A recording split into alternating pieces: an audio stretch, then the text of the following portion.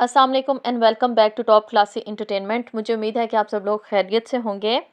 आज मैं एक डिफरेंट टॉपिक लेकर आई हूँ आपसे स्टोरी डिस्कस करने के लिए। बड़ा ही डिफरेंट टाइप का मैंने ड्रामा चूज़ किया है। आज हम कहानी डिस्कस करेंगे ड्रामा सीरियल तेरी रज़ा की। शायद कुछ लोगों ने देखा होगा, कोई आज से 7-8 साल पहले ARY डिजिटल पर नशर किया गया था।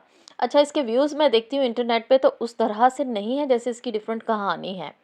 कहानी मैं डिफरेंट इस वजह से कह रही हूँ कि ये एक ऐसी लड़की की कहानी है जो मेरा ख़्याल है कि सभी लड़कियों के साथ कुछ ना कुछ इस तरह का ज़िंदगी में गुज़रता ज़रूर है। एक जगह वो होती है जहाँ लड़की शादी करना चाहती है और दूसरी वो जहाँ उसके पेरेंट्स चाह रहे होते हैं। ये सिर्फ़ एक लड़की की नहीं, मैं समझती हूँ कि मर्द और ख़वातीन सभी पर ये फ़ेज़ आती है कि एक ख्वाहिश वो हो जाती है जहाँ हमारे पेरेंट्स की रज़ामंदी और दूसरी हमारी रज़ामंदी होती है शादी के हवाले से। एक फ़ेज़ ज़िंदगी में सभी पर उस तरह का आता है। ये स्टोरी उसी से रिलेट करती है कि अहमियत किस चीज़ की है, अरेंज मैरिजेस या लव मैरिजेस। अच्छा, दोनों ही अहमियत की हामिल। वालिदैन की रज़ामंदी शामिल रखना, ख़ानदान को रज़ामंद करके चलना, ये आपके लिए बड़ी सेफ़ साइड होती है। ज़िंदगी आगे पुरसुकून गुज़र जाती है। अपनी मर्ज़ी आप कर तो लेते हैं, करने पे आएँ तो आप डट के सारी दुनिया से टक्कर लेके अपनी मर्ज़ी से, अपनी रज़ा से अपनी लव मैरिज कर तो लेते हैं। लेकिन उसके आफ्टर इफ़ेक्ट्स इस कदर शदीद होते हैं, वो आपको नताइज इतने स्ट्रॉन्ग भुगतने पड़ते हैं।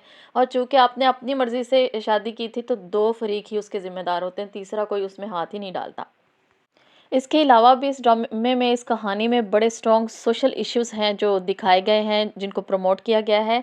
ये कहानी मैं आपसे डिस्कस करती हूँ डिटेल के साथ, तब आपको चीज़ें समझ में आने लगेंगी।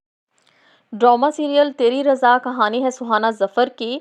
सुहाना का किरदार सनम बलोच ने अदा किया है, जो कि एक मुतवस्सित घराने से ताल्लुक़ रखती हैं। उसके वालिद का अच्छा कारोबार है। वो अपने घर की शहज़ादी हैं और अपने वालिदैन की इकलौती औलाद हैं। इम्तियाज़ लंदन से वापस आए हैं अपना कारोबार वाइंड अप करके, और अब पाकिस्तान में अपना बिज़नेस स्टेबल करने वाले हैं। उसकी फूफो के बेटे हैं और उसकी फूफो अब इम्तियाज़ के लिए रिश्ते तलाश कर रही हैं। सुहाना ने ये ज़िम्मेदारी खुद उठाई है कि वो इम्तियाज़ भाई का रिश्ता खुद करवाएगी। सुहाना अब फैमिली के पार्टीज़ में, इवेंट्स में, शादियों वगैरह पर इम्तियाज़ के लिए रिश्ता तलाश करती फिर रही हैं, जबकि इसी दौरान इम्तियाज़ को सुहाना खुद पसंद आ जाती हैं। अब इम्तियाज़ ने अपनी वालदा से इसरार करना शुरू कर दिया है कि सुहाना के लिए मेरा रिश्ता मांगे। इम्तियाज़ की वालदा भी इस बात पर हैरान होती हैं कि इतनी लड़कियों में से आपको सुहाना पसंद आई हैं, जबकि आपका और सुहाना का काफ़ी ज़्यादा एज डिफरेंस है। इम्तियाज़ चूँकि कारोबारी स्टेबल इंसान हैं, तो वो ज़ाहिर है उम्र में भी ठीक-ठाक हैं। सुहाना का और उनका ठीक-ठाक एज डिफरेंस है। सुहाना भी अपनी एजुकेशन कंप्लीट कर रही हैं। सुहाना जहाँ पर पढ़ती हैं उसी कॉलेज में रमीज़ उनसे 1 साल सीनियर हैं। सुहाना उसमें दिलचस्पी रखती हैं। रमीज़ का किरदार शहरोज़ सब्ज़वारी अदा कर रहे हैं, और ये किरदार इस किस्म का है कि वो थोड़ा रूड है, थोड़ा स्टबर्न है, एरोगेंट है। His behaviour, his attitude towards life is not so proper and so cool. वो गुड लुकिंग है, अच्छी गाड़ी में घूमता है, अच्छी ड्रेसिंग करता है, तो ऑब्वियसली लड़कियां उसकी तरफ ज़्यादा अट्रैक्ट होती हैं। लेकिन वो किसी को लिफ्ट करवाता है, किसी से बात करना पसंद करता है और किसी से बात करना नहीं पसंद करता। इसी में दिखाया गया है कि सुहाना भी रमीज़ में इंटरेस्ट रखती हैं और रमीज़ ये बात पहले से जानता है। फिर यहाँ पे ड्रामे की शुरू वाली एपिसोड्स में ही दिखा दिया गया है कि रमीज़ अपनी दिलचस्पी का इज़हार कर देता है सुहाना से कि हाँ, मैं भी तुम में दिलचस्पी रखता हूँ और मैं जानता हूँ कि तुम मुझे पसंद करती हो और मुझसे शादी करना चाहती हो। जिस पर सुहाना उसे कहती है कि अगर आपको मुझसे शादी करनी है तो मेरे घर रिश्ता भेजें, क्योंकि हमारे यहाँ जल्दी शादियाँ कर दी जाती हैं। जैसे ही लड़की की एजुकेशन कंप्लीट होती है, लड़की के लिए रिश्ते तलाश करना शुरू कर दिए जाते हैं। रमीज़ अपनी लाइफ में बिल्कुल भी संजीदा नहीं है। वो अपने वालिद के कारोबार, उसके वालिद का गाड़ियों का शोरूम है, कारोबार पर अच्छा खासा गुजारा कर रहा है, अय्याशी करता है, पार्टीज़ करता है, लेकिन लाइफ की तरफ उसका बिहेवियर बिल्कुल नॉन सीरियस है। सुहाना को अभी इन बातों की समझ नहीं है। उसे सिर्फ़ उसकी ज़ाहिरी पर्सनैलिटी, उसका लाइफ़स्टाइल ही अट्रैक्ट कर रहा है कि हाँ, वो घूमता-फिरता है, चिल करता है, खुश रहता है और खुश रखता है, तो बस यही काफ़ी है। दूसरी तरफ इम्तियाज़ की वालिदा यानी सुहाना की फूफो, सुहाना के घर इम्तियाज़ का रिश्ता लेकर आती हैं। सुहाना के वालिदैन भी हैरान होते हैं कि एज डिफ़रेंस काफ़ी ज़्यादा है, इसके बावजूद उसकी दादी इस्तिखारा निकाल लेती हैं। इनके यहाँ इस्तिखारा करने का और अल्लाह की रज़ामंदी के साथ हर फ़ैसला किया जाता है। इस्तिखारा निकालते हैं, जो भी इशारा आता है फिर उस हिसाब से कारोबारी लेन-देन भी इसी तरह से करते हैं और रिश्तेदारियाँ भी। इस्तिखारे का जवाब मस्बत आने पर इसके वालिदैन सोच में पड़ जाते हैं कि इम्तियाज़ का रिश्ता بلا شبہ ایک بہت ہی زبردست رشتہ ہے، اس امتیاز میں ہر طرح کی کوالٹیز ہیں جو کسی بھی لڑکی کو خوش رکھ سکتی ہیں۔ صرف ایج ڈفرنس کی وجہ سے وہ تھوڑے سے تذبذب کا شکار ہوتے ہیں، لیکن فائنلی اس کے سب گھر والے اس رشتے پر رضامند ہو جاتے ہیں اور وہ سوچتے ہیں کہ اب ہم نے سہانا کو اس رشتے کے لیے آمادہ کرنا ہے۔ دوسری طرف رمیز اور سہانا ایک دوسرے سے شادی کے خواہش مند ہیں۔ امتیاز کے رشتے کا پتہ چلتے ہی سہانا بے حد پریشان ہو جاتی ہے اور رمیز سے اس بارے میں ڈسکس کرتی ہے۔ رمیز اس سے یہ کہہ کر چلا جاتا ہے کہ میں ضرور اپنے گھر والوں کو بھیجوں گا، تم میرا انتظار کرنا، مجھے ٹرکی جانا ہے کسی کام کے لیے، 1 ہفتے کا کہہ کر وہ وہاں چلا جاتا ہے۔ اس کے بعد اس کا نمبر آف سہانا کا کسی طرح بھی اس سے کانٹیکٹ نہیں ہو پاتا۔ سہانا بہت کوششیں کرتی ہے لیکن کسی طرح رمیز سے رابطہ نہیں ہو پاتا۔ اسی دوران پھر وہ رمیز کے گھر پہ کال کرتی ہے تو اس کے والد انکار کر دیتے ہیں، وہ کہتے ہیں کہ میں نے تو آپ کا نام تک نہیں سنا، رمیز نے کسی قسم کے ہم سے بات نہیں کی اور رشتے کی بات تو بہت دور کی بات ہے، بیٹا میں آپ کا نام ہی پہلی دفعہ سن رہا ہوں۔ سہانا یہ سب سن کے بڑی شوق ہو جاتی ہے، پریشان ہوتی ہے، بڑا روتی ہے کہ رمیز نے مجھے دھوکہ دیا ہے۔ بالآخر وہ اپنے والدین کی رضامندی پر حامی بھر لیتی ہے اور امتیاز کے ساتھ اس کی منگنی کر دی جاتی ہے۔ رمیز کے واپس آنے پر اسے پتہ چلتا ہے سہانا کا رشتہ پکا کر دیا گیا ہے۔ وہ سہانا سے 1-2 بار کالز کرنے کی کوشش کرتا ہے کہ تم نے میرے گھر پہ کال کیوں کی اور میرے والد سے یہ کیوں کہا کہ میں تمہیں رشتہ بھیجنے والا ہوں، میرے آنے کا انتظار کرتی۔ سہانا اس سے بات نہیں کرتی اور سہانا کی ہیلپر اور ہاؤس کیپر جو ہے منظورہ، وہی اس کی دوست بھی ہے اور اس کی ہاؤس کیپر بھی ہے۔ منظورہ کے ساتھ سہانا کا تعلق بڑا اسٹرانگ دکھایا گیا ہے، وہ اپنی ساری باتیں تقریباً منظورہ سے شیئر کر رہی ہوتی ہیں۔ منظورہ رمیز کی کال اٹینڈ کرتی ہیں اور کہتی ہیں کہ آپی اب تم سے بات نہیں کرنا چاہتی اور اس کی منگنی کر دی گئی ہے امتیاز بھائی کے ساتھ، اب آپ میری آپی کا پیچھا کرنا چھوڑ دیجیے۔ اس پر رمیز کو بڑا غصہ آتا ہے اور وہ بھڑک اٹھتا ہے۔ وہ سہانا سے ملنے آتا ہے اور اسے کہتا ہے کہ تم نے مجھ سے بے وفائی کی ہے، تمہیں دولت ہی چاہیے تھی تو تم مجھے بتاتی، میں کہیں سے ارینج کر کے اپنے والدین کو ملا کر تمہارے گھر لے آتا۔ جس پر سہانا اس سے کہتی ہے کہ بے وفائی میں نے نہیں تم نے کی ہے، تمہارا انتظار کیا، تمہیں کالز کرتی رہی، تم سے کانٹیکٹ کرنے کی کوشش کی اور تمہارے والد نے کہا، تم نے اپنے گھر پر میرا ذکر تک نہیں کیا۔ دل میں یہی سارے گمان لے کر سہانا کی امتیاز کے ساتھ شادی بھی جلد ہی کر دی جاتی ہے۔ وہ امتیاز کے گھر رخصت ہو کر آ جاتی ہے۔ دل میں محبت آج بھی رمیز کے لیے ہے، وہ رمیز کو سوچتی رہتی ہے، اسے یاد کرتی رہتی ہے۔ گھر میں ایڈجسٹ کرنے کی کوششیں وہ کیا کرے گی کہ اس کے اور امتیاز کے بیچ بہت زیادہ ایج ڈفرنس ہے، ان کی روٹین ایک دوسرے سے بڑی ڈفرنٹ ہے۔ امتیاز بڑے سیٹلڈ انسان ہے، بڑے مہذب اور تہذیب والے، ان کی لائف بڑی پراپر چلتی ہے، جبکہ یہ شوخ چنچل بگڑی ہوئی سی تھی، یہ ہر وقت دیر سے سونا دیر سے اٹھنا، ان کی ایز سچ اس طرح کی کوئی روٹین نہیں تھی۔ ان ساری باتوں کے باوجود امتیاز اور اس کی والدہ سہانا کے بہت ناز نخرے اٹھاتے ہیں اور ان کی بہت زیادہ کیئر کرتے ہیں۔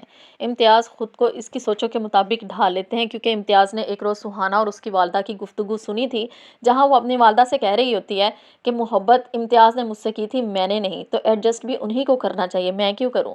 جب وہ یہ باتیں سن لیتے ہیں تو وہ سمجھ جاتے ہیں کہ سہانا اس رشتے سے زیادہ خوش نہیں ہے، اس پہ کسی قسم کی کوئی زبردستی کی گئی ہے۔ پھر وہ کسی بھی قسم کی زبردستی اس پر نہیں کرتے اور بڑے ہی ایک مہذب انسان کی طرح سے سہانا کو لیٹ ڈاؤن کر دیتے ہیں کہ اسے اس کی زندگی اس کی مرضی سے گزارنی چاہیے۔ بہت زیادہ سپورٹیو ہسبینڈ ہے، بہت زیادہ کیئرنگ ہے، اس کا بہت زیادہ خیال کرتے ہیں، لیکن سہانا کا دل نہیں بدل سکے۔ سہانا آج بھی رمیز سے محبت کرتی ہے۔ اسی طرح ان کی شادی کو وقت گزرتا چلا جاتا ہے، وہ محسوس کرتے ہیں کہ سہانا کا رویہ ان کے ساتھ ویسا ہی تھا جیسے ڈے 1 پہ ہے۔ اچھا، پھر انہی دنوں میں سہانا امتیاز سے فرمائش کرتی ہے کہ میں بوتیک کھولنا چاہتی ہوں اور اپنا بزنس سیٹل کرنا چاہتی ہوں۔ وہ چاہتی ہے کہ امتیاز اس کے کاروبار میں انویسٹمنٹ کرے۔ امتیاز اسے بوتیک کھول کر دیتے ہیں اور یہ بات بھی اس کی مان لیتے ہیں۔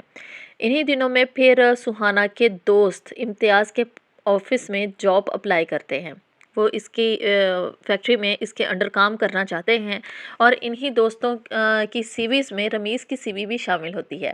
جب سہانا کی والدہ کو یہ بات معلوم ہوتی ہے تو وہ بہت زیادہ پریشان ہوتی ہیں اور رمیز کے گھر کانٹیکٹ کرتی ہیں کہ اپنے بیٹے کو سمجھائیے میری بیٹی اور میرے بہنوئی میرے داماد کی زندگی سے دور رہیں۔ سہانا کی والدہ کی یہ انٹرفیرنس سہانا کے لیے بہت مہنگی پڑتی ہے اور آگے چل کر یہ اس کی زندگی میں بہت زیادہ مسائل پیدا کر دیتی ہے۔ رفتہ رفتہ آگے بات بڑھتی بڑھتی یہاں تک کہ امتیاز تک یہ بات پہنچ جاتی ہے کہ سہانا امتیاز سے اس لیے شادی کرنا نہیں چاہتی تھی کیونکہ وہ رمیز میں دلچسپی رکھتی ہے۔ اب جب امتیاز سہانا کے اس رویے کی طرف دیکھتے ہیں تو وہ ساری پچھلی باتوں پر غور کرنے لگتے ہیں کہ سہانا کا رویہ ہمیشہ سے امتیاز سے بڑا مختلف ہے۔ اس کا کھچاؤ نظر آیا ہے، اس نے پریگننسی کا جھوٹ بولا ہے، وہ ابھی تک اس لیے اس گھر کی عادی نہیں ہو سکی، امتیاز کی عادی نہیں ہو سکی، کیونکہ وہ آج بھی رمیز سے محبت کرتی ہے اور ہمیشہ سے رمیز سے ہی شادی کرنا چاہتی تھی۔ ایسے میں پھر امتیاز یہ فیصلہ کر لیتے ہیں کہ وہ سہانا سے علیحدگی اختیار کر لیں گے۔ سب کے ہٹانے اور منع کرنے کے باوجود بھی امتیاز یہ حقیقت جان جاتے ہیں کہ سہانا کا دل آج تک امتیاز کی طرف مائل نہیں ہو سکا، اسی لیے وہ یہ فیصلہ کر لیتے ہیں کہ سہانا کو وہاں تک پہنچا دیں گے۔ ان کی محبت اس حد تک گہری تھی کہ وہ سہانا کو ہر حال میں خوش دیکھنا چاہتے تھے، چاہے وہ خوشی علیحدگی کی صورت میں ہی کیوں نہ ہو۔ وہ سہانا سے اس بات کا اعتراف بھی کرتے ہیں کہ تمہیں تمہاری محبت تک پہنچانے کے لیے جتنی بھی رکاوٹیں آئیں گی ان کے سامنے میں ڈھال بن جاؤں گا۔ دیکھیں یہ کتنی بڑی بات ہے، کوئی ایسا کہہ سکتا ہے؟ کسی کے پاس اتنا حوصلہ ہی نہیں ہوتا۔ اس کے جواب میں پھر سہانا ان سے کہتی ہے، اگر آپ میرے شوہر نہ ہوتے، میری آپ سے شادی نہ ہوتی نا، تو آپ میرے سب سے اچھے دوست ہوتے، کیونکہ آپ سے زیادہ مجھے اور کوئی نہیں سمجھتا۔ اسی عرصے میں پھر سہانا اور امتیاز کی طلاق ہو جاتی ہے۔ عدت پوری کرنے کے بعد سہانا اپنے گھر والوں سے یہ فرمائش کرنے لگتی ہے کہ مجھے رمیز سے شادی کرنی ہے، جس پر اسے بڑا سخت رد عمل جھیلنا پڑتا ہے اپنے گھر والوں کا، کیونکہ اس کے والدین کبھی بھی رمیز سے اس کی شادی کرنے پر رضامند نہیں تھے، ابھی بھی نہیں ہیں اور آگے بھی نہیں ہونا چاہتے، کیونکہ وہ جانتے ہیں رمیز ایک بالکل نکما اور نالائق فارغ قسم کا شخص ہے جو زندگی میں کبھی بھی کوئی ذمہ داری نہیں اٹھائے گا۔ پھر وہ ان کی بیٹی، اکلوتی لاڈلی بیٹی، وہ اپنی کیسے اس کے حوالے کر سکتے تھے؟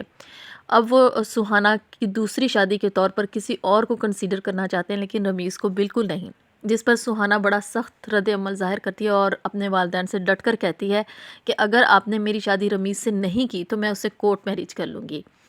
اس واقعے کے بعد پھر اس کی دادی کی طبیعت بہت زیادہ نڈھال ہو جاتی ہے، والدین کو ہار ماننی پڑتی ہے اور سادگی سے رمیز کے ساتھ اس کا نکاح کر دیا جاتا ہے۔ اب وہ رخصت ہو کر رمیز کے گھر آ تو چکی ہے، اب آہستہ آہستہ رمیز کی شخصیت کی خامیاں اس پر کھل کر واضح ہونے لگی ہیں۔ وہ باتیں جو اس کے والدین اس کو سمجھانا چاہتے تھے اسے سمجھ نہیں آتی تھی، اب رمیز کے گھر میں آ کے وہ اس کا رویہ دیکھتی ہے، اس کی حرکتیں دیکھتی ہے اور سوائے افسوس کرنے کے اب اس کے پاس ہے ہی کیا۔ اب اسے سب کچھ یاد آتا ہے، اپنے والدین کی نصیحتیں، دادی کی باتیں، دادی کا سمجھانا، امتیاز کی محبت، ان کا خلوص، وہ سب کچھ یاد کرتی ہے اور دن رات محنت کرتی ہے، پیسہ کماتی ہے۔ رمیز کے گھر پر اپنے حالات بہتر کرنے کی بہت کوشش کری ہے، بہت کوشش کرتی ہے رمیز کو سمجھانے کی کہ وہ بھی اپنی ذمہ داری کو ذمہ داری سمجھے، لیکن رمیز تو رمیز ہے، وہ کیسے سمجھ سکتے تھے؟ رمیز کے والد ایک کافی سینسیبل انسان ہوتے ہیں اور اس گھر میں صرف رمیز کے والد سے ہی سہانا کی اچھی بنتی ہے، جو سہانا کو کافی حد تک سمجھتے ہیں، لیکن اس کی والدہ اور رمیز کی طبیعت بالکل مختلف ہے، جو ہر وقت صرف سہانا کے پیسے اور اس کی جائیداد استعمال کرنے کے چکر میں رہتے ہیں، لیکن انہیں سہانا کے ساتھ کبھی بھی کوئی ہمدردی یا مخلص وہ کبھی بھی نہیں تھے۔ رمیز کے والد کے انتقال کے بعد سہانا رمیز سے بھی علیحدگی کا فیصلہ کر لیتی ہے، جہاں پر پھر سے اسے اپنے والدین کی ناراضگی کا سامنا کرنا پڑتا ہے۔ اس کے والدین بالکل اس بات پر رضامند نہیں ہوتے کہ اب وہ رمیز سے بھی دوبارہ طلاق لے لے گی، شادی کوئی کھیل مذاق نہیں ہے۔ اس کے والدین اسے بہت زیادہ سمجھانے کی کوشش کرتے ہیں، لیکن وہ اس بار پھر سے اپنے فیصلے پر ڈٹ جاتی ہے اور رمیز سے علیحدگی اختیار کر لیتی ہے۔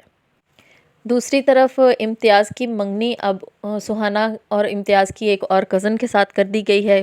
ان کی منگنی بھی ان کے خاندان میں ہی ہوئی ہے اور جلد ہی ان کی شادی ہونے والی تھی، لیکن امتیاز پھر سے سہانا کی طرف پلٹنا چاہتے ہیں کیونکہ وہ آج بھی سہانا سے ہی محبت کرتے ہیں۔ ڈرامے کی لاسٹ ایپیسوڈز میں اور آخری سینز میں سہانا اور امتیاز ایک دوسرے سے اظہار محبت کرتے ہیں۔ امتیاز پھر سے اس سے لوٹ آنے کے لیے کہتے ہیں، جس پر سہانا رضامندی اختیار کر لیتی ہے۔ اس نے اپنی خواہش، اپنی رضا پوری کر کے دیکھ لی اور اس نے وہ دیکھ لیا کہ وہ کیا چیز تھی جس کے لیے اس کے والدین اس سے بچانا چاہتے تھے، اسے باز رکھنا چاہتے تھے، لیکن اس نے والدین کی نہیں سنی، بالآخر خسارہ ہوا اور پھر سے لوٹ کر اسے وہیں پر آنا پڑا۔ یہاں میں یہ ضرور کہنا چاہوں گی کہ سہانا was a very lucky girl. زندگی ہر کسی کو اس طرح کا سیکنڈ چانس نہیں دیتی اور نہ ہی امتیاز جیسے چاہنے والا شخص ہر کسی کو بار بار ملتا ہے جو آپ سے اتنی محبت کرے اور آپ سے لوٹ آنے کا انتظار کرے۔ یہ ڈرامے میں تو ہو سکتا ہے، میرا نہیں خیال کہ ریئل لائف میں بھی آپ کو کبھی کوئی اس طرح کا مل سکتا ہے۔ اس کے بعد پھر آپ کو ٹھوکریں کھانی پڑتی ہیں، خود کو سنبھالنے کے لیے بہت زیادہ ایفرٹس کرنی پڑتی ہیں، لیکن اگر کسی کے ساتھ یہ ریئل لائف میں ہو رہا ہے تو اس کے بعد بھی آپ اپنی لائف کو بالکل سدھار سکتے ہیں، چانس ہوتا ہے، آپ کو محنت کرنی پڑتی ہے، ہمت کرنی پڑتی ہے۔ چلیں جی، یہاں اس ڈرامے کی سٹوری کمپلیٹ ہوتی ہے۔ ایک بڑا اسٹرانگ میسیج تھا جو اس کہانی سے ہمیں ملا سیکھنے اور سمجھنے کے لیے۔ مزید اگر آپ کو دیکھنا ہے، آپ کی کہانی بھی اس کہانی سے ریلیٹ کرتی ہے، تو ضرور یہ ڈرامہ دیکھیے گا۔ اب آپ سے بات ہوتی ہے اور ملاقات ہوتی ہے پھر کسی اور ڈرامے کی کہانی ڈسکس کرتے ہوئے، تب تک کے لیے اللہ حافظ۔